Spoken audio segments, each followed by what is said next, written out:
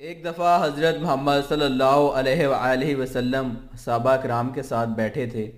آپ نے کہا، ایک درخت ہے جس کے پتے نہیں جھڑتے، اور مسلمان کی مثال اس درخت کی طرح ہے۔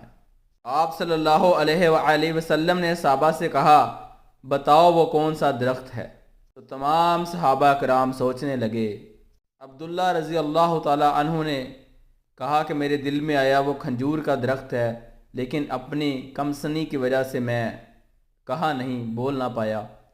تو پھر تمام صحابہ کرام نے حضرت محمد صلی اللہ علیہ وآلہ وسلم سے پوچھا کہ وہ کون سا درخت ہے؟ تو ہمارے پیارے نبی حضرت محمد صلی اللہ علیہ وآلہ وسلم نے فرمایا کہ وہ کھجور کا درخت ہے۔ اللہ اکبر! آج جمعے کا دن ہے، اس جمعے کے دن کے صدقے اللہ تعالی ہمیں اپنے گھر کی حاضری نصیب عطا فرمائے۔ اللہ اکبر، لا الہ الا اللہ، محمد رسول